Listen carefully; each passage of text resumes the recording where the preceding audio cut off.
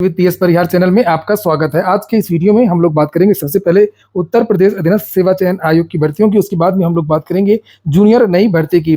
तो वीडियो को जल्दी से लाइक कर दें, शेयर कर दें और जिन छात्रों ने चैनल को अभी भी सब्सक्राइब न किया हो तो जल्दी से सब्सक्राइब कर लें ताकि आप लोगों को इसी प्रकार की ऑथेंटिक अपडेट से सबसे पहले मिलती रहे। चलिए शुरू करते हैं, बात कर लेते हैं सबसे पहले उत्तर प्रदेश अधीनस्थ सेवा चयन आयोग की। तो यूपी में जैसे कि मैंने पहले भी आप लोगों से बताया था कि अभी ना तो नई भर्ती के विज्ञापन जारी होंगे, ना ही कोई टाइपिंग वगैरह होगी। अभी जो होगा वो केवल डॉक्यूमेंट वेरिफिकेशन होगा, पुरानी भर्तियों के परिणाम जारी होंगे। फिलहाल इस बीच में इसी तरीके से पुरानी भर्तियों के साक्षात्कार की नोटिस जारी हुई हैं और कुछ परिणाम, तो उसमें से 2 परिणाम आपके आने वाले 1 या 2 दिन में जारी हो जाएंगे, जिनमें से 2 परिणाम हैं। एक परिणाम तो है आपका वीडियो 2018, बहुत चर्चित, बहुत पुरानी भर्ती है। वीडियो 2018 नाम में ही 18 लिखा हुआ है, ये देखिए 6 साल पुरानी भर्ती है ये। और फाइनल जो परिणाम है अब इसका जो है वो जारी हो सकता है कल या परसों में। इसी तरीके से एक और भर्ती है फॉरेस्ट गार्ड की, उसका भी परिणाम आपको आने वाले 1 या 2 दिन में देखने को मिल जाएगा। 2 परिणाम, जैसे कि पहले से चर्चाएं थी, 2 परिणाम आपको आने वाले 2 दिनों में देखने को मिल जाएंगे। वहीं पर कुछ विद्यार्थी पूछ रहे थे कि सर टाइपिंग वगैरह और परीक्षाएं वगैरह कब से शुरू होंगी, तो अभी इसके लिए आपको इंतजार करना होगा। अभी जो एजेंसी चयन वाली जो कार्रवाई है वो लगभग तो कंप्लीट हो गई, लेकिन पूरी तरीके से कंप्लीट नहीं हुई है। परीक्षाओं के बारे में मैंने पहले भी बताया कि आप लोगों की परीक्षाएं जो है कि वो नवंबर के महीने से हो सकती हैं। नवंबर के महीने से आपकी जो परीक्षा है वो शुरू हो सकती है। पीटी के बारे में मैंने पहले ही जानकारी दे दी है कि पीटी अब अगले साल होने के चांसेस हैं। वहीं पर कुछ विद्यार्थी वन दरोगा के पहुंच रहे हैं। ये देखिए यूपी 30 अगस्त को, ये इन विद्यार्थियों ने भेजा है 30 अगस्त को यूपी में धरना प्रदर्शन भी करेंगे। और बात कर लेते हैं अब 6 to 8 भर्ती की। जैसे कि मैंने आप लोगों को पहले भी जानकारी दी थी कि विद्यार्थी मांग कर रहे हैं कि 6 to 8 में भर्ती आनी चाहिए। इसको लेकर के कुछ दिन पहले विद्यार्थियों ने शिक्षा सेवा चयन आयोग में ज्ञापन दिया था।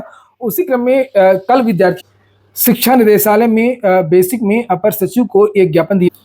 ये देखिए यहाँ पर ये लिखा हुआ है, श्रीमान सचिव बेसिक शिक्षा परिषद प्रयागराज, शासकीय अशासकीय सहायता प्राप्त माध्यमिक इंटर कॉलेज के साथ संचालित जूनियर वर्ग 6 to 8 में एनसीटीई द्वारा जारी अधिसूचना 23 अगस्त 2010 एवं 12 नवंबर 2014 में निर्धारित न्यूनतम अर्हता का अनुपालन करते हुए भर्ती किए जाने के संबंध में यहाँ पर छात्रों की क्या मांग है मैं पहले भी आपको बता चुका हूँ, एक बार देखना हो तो देख लीजिए।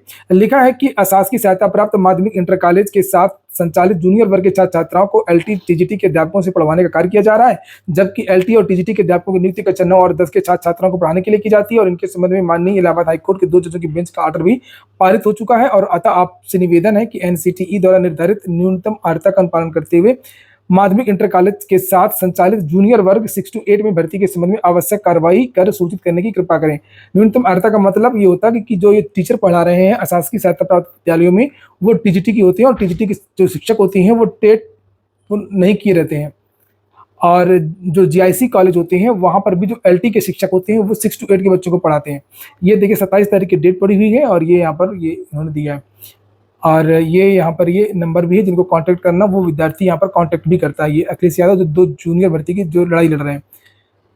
और साथ में यहाँ पर ये जो है संलग्नक भी लगाया है। एनसीटी की जो अधिसूचना थी 2010 की और एनसीटी की अधिसूचना 2014 की थी और हाईकोर्ट के आदेश की छाया प्रति लगाई है, जिसमें ये कहा गया कि एलटी के जो शिक्षक होते हैं और जो टीजीटी के जो शिक्षक होते हैं वो 9th और 10th के लिए होते हैं, ना कि जूनियर भर्ती के लिए।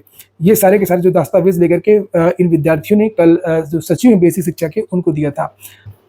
और साथ ही छात्रों का ये भी कहना है कि जब ये सबसे बड़ा सवाल ये है कि जब बेसिक की जो भर्ती है यानी कि 6 to 8 जो परिषदीय विद्यालय हैं वहाँ पर तो पूरा का पूरा प्रमोशन कर दिया जाता है। जैसे 41,000 पद बेसिक में प्रमोशन की प्रक्रिया चल रही है। और ये भी इनके द्वारा बताया जा रहा है, इन छात्रों का तर्क है कि जब यहाँ पर प्रमोशन किया जाता है पूरा और जो बाकी के जो विद्यालय हैं अशासकीय सहायता प्राप्त और जीआईसी वहाँ पर टीजीटी और एलटी से पढ़वाया जा रहा है, तो आखिरकार उच्च वाला टीटी जो है करवाते क्यों है ये आज तक समझ में नहीं आया। एक भी भर्ती वाली नहीं आई है, केवल एक बार आई थी 2013-14 में साइंस वाली, उसके बाद में भी नियमावली में बदलाव कर दिया गया, कोई भर्ती नहीं आई।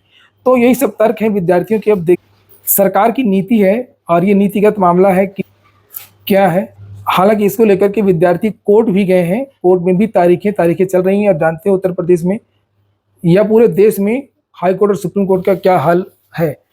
उसी आज बेसिक शिक्षा सचिव प्रयागराज इलाहाबाद निदेशालय के सामने हम उत्तर प्रदेश में संचालित माध्यमिक इंटर कॉलेज के साथ जूनियर वर्ग 6 to 8 में सीधी भर्ती के लिए आज हमारी सचिव जी से मुलाकात होती है और हमने उनको जितने अशासकीय शासकीय सहायता प्राप्त माध्यमिक इंटर कॉलेज हैं जहां 6 से 8 की कक्षाएं संचालित हैं उनमें भर्ती के लिए प्रत्यावेदन दिया और हमने अपने भर्ती से संबंधित मुद्दों को बाकायदे उनको बताने का भी कार्य किया। साथियों, मैं बताना चाहता हूं कि 2010 से लेकर के अब तक लगभग उत्तर प्रदेश सरकार द्वारा 9 बार जो है अध्यापक पात्रता परीक्षा कराने का काम किया गया।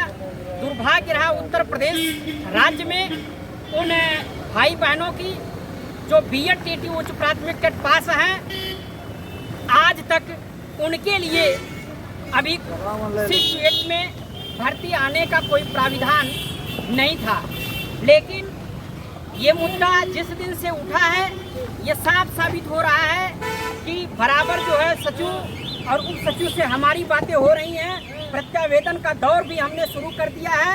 वो दिन दूर नहीं है जब उत्तर प्रदेश में शासकीय अशासकीय सहायता प्राप्त माध्यमिक इंटर कॉलेज जहाँ 6 से 8 की कक्षाएं संचालित हैं उसमें लगभग 1978 के बाद से किसी भी प्रकार की कोई भर्ती नहीं की गई है। इन छात्र छात्राओं को LTRD TGT के अध्यापकों द्वारा पढ़वाया जा रहा है, जबकि NCT का जो अधिसूचना जारी हुआ है, चाहे वो 23/8/2010 की बात करें या 12 नवंबर 2014 की बात करें, उसमें यह साफ कहा गया है कि RTE एक्ट 2009 के अनुसार समय समय पर जो सूचनाएं जारी हुई हैं उन सूचनाओं के अनुसार अगर 6 से 8 के छात्र छात्राओं को पढ़ाने के लिए अध्यापकों की नियुक्ति की जो अर्हता है वो BA BEd उच्च प्राथमिक टेट है।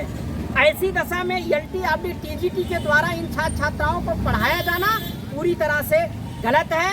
ये NCT और RTE एक्ट 2009 का उल्लंघन करता है।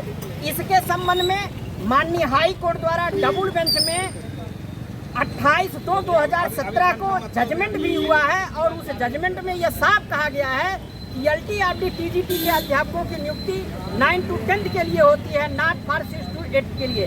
ऐसी दशा में हम माननीय सचिव साहब से यह निवेदन करते हैं कि हमारे प्रत्यावेदन पे आप कार्यवाही करते हुए आप हमें सूचित करें, अन्यथा की स्थिति में हम आपकी तालाबंदी भी करने के लिए तैयार हैं। इन्हीं शब्दों के साथ उत्तर प्रदेश के हम तमाम BEd TT उच्च प्राथमिक भाइयों से निवेदन करते हैं कि आप अपनी एकता को मजबूत करिए और वो दिन दूर नहीं है कि जब आपके लिए जो है चाहे वो परिषदीय उच्च प्राथमिक विद्यालय हो, चाहे शासकीय अशासकीय सहायता प्राप्त माध्यमिक इंटर कॉलेज हो जहाँ 6 से 8 की कक्षाएं संचालित हैं, चाहे उच्चतर माध्यमिक विद्यालय हो या उच्चतर राजकीय कॉलेज हो, सारे के सारे कक्षाओं में हम सीधी भर्ती की बात कर रहे हैं, खास करके BEd TT उच्च प्राथमिक टेट डिग्रीधारियों के लिए। इन्हीं शब्दों के साथ हमारे साथ चल करके आए सभी भाइयों का हम तहे दिल से स्वागत, अभिनंदन और वंदन करते हैं और पुनः निवेदन करते हैं कि आप लोग अपनी एकजुटता को बनाए रखिए, जिससे उत्तर प्रदेश में समस्त BEd TT उच्च प्राथमिक टेट भाई बहनों का कल्याण हो सके।